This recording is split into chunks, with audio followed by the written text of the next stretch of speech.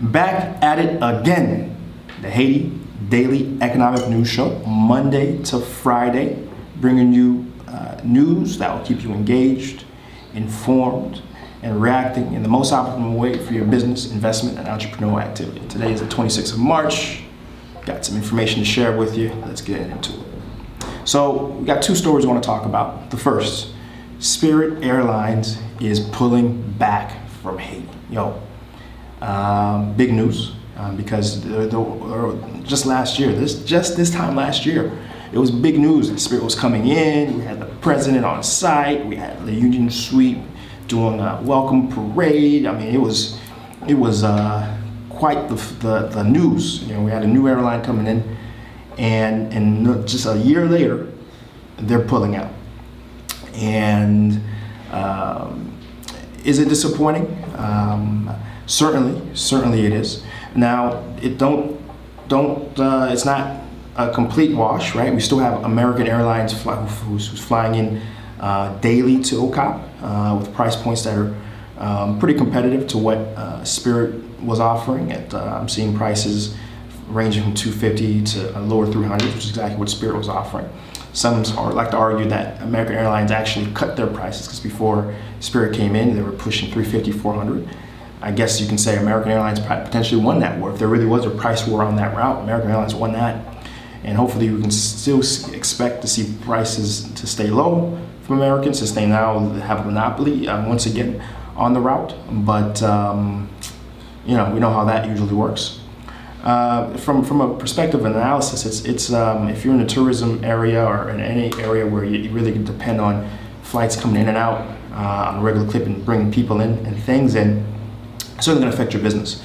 And I've spoken with some associates up there, and what they tell me that they are trying to change their strategy to be more welcoming to local people and the local economy, while they're waiting for things to change. And what are those things? Again, from February 7th, the protests, level 4 hit of the country. We've been seeing airlines cut their flights across the board, and hotels and resorts, et cetera, are all trying to cope, all trying to just endure. And this certainly is just one added layer affecting those in the north.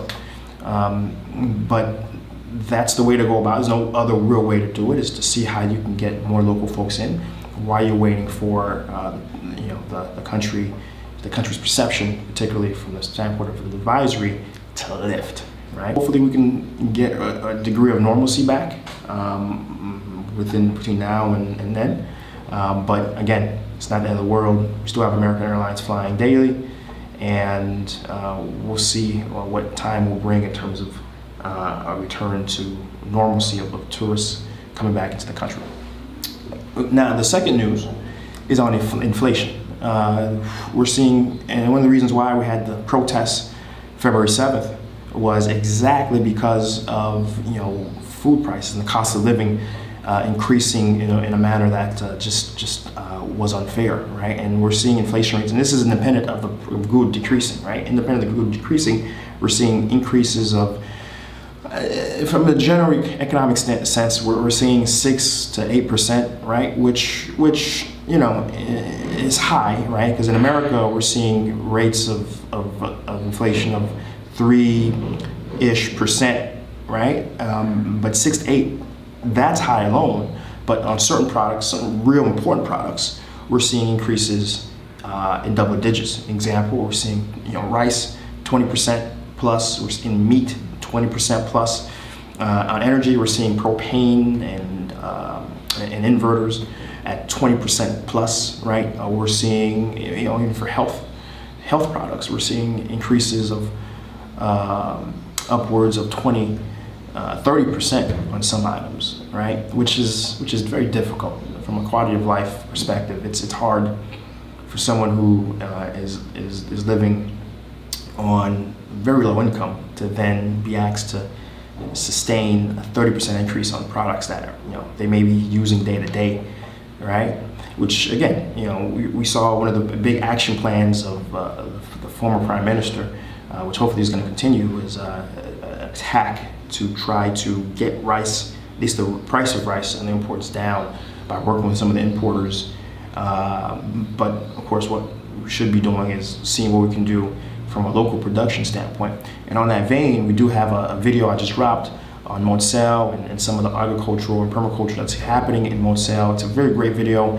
There's two parts. The first, which is showing the ranch, which has a very important large farm and animal perspective, raising animals to sell, right? And in addition, there's a part two where we're actually talking about, we have the owner on camera and he's breaking it down. He is breaking it down. And thus far, I've been surprised on the views. So it's been one of our more popular videos. So do make it a point and go check that video out. It's really topical, especially right now when we're seeing inflation rates skyrocketing.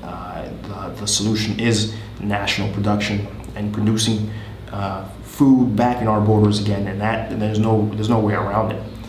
Whenever I see inflation rates that high, I always think, man, I wish I was in a position to take advantage of the commodity market, right? Because things are tough on the buy side, right? But for sell side players, those who are selling those products, I can tell you, there's not too many complaints when you buy a product. And if you can hold on to it for a few weeks or a few months, you can sell it, resell it at an increased rate on top of whatever margins you're already trying to sell it on, right? So, if you can particularly get on the production side, right, actually produce these items, again, great. That's where we want to be from an economic standpoint, right? But if you can just buy these items, right, and sell them later, because inflation and prices are going to go up no matter what, you should, right? So that's how I have a very unique look on news like that. For a lot of folks that like to stay focused on that buy side negative, and I'm looking on the sell side positive. And if more folks and more players get in on that sell side, the buy side is by de facto going to decrease, right? So it's about thinking about the half glass full rather than half glass empty, right? Anyhow, so if you like what I'm doing here, we do it every Monday to Friday, every weekday. Hit us up with a like.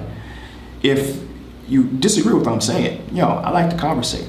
You'll know I will respond to comments. So leave a comment below.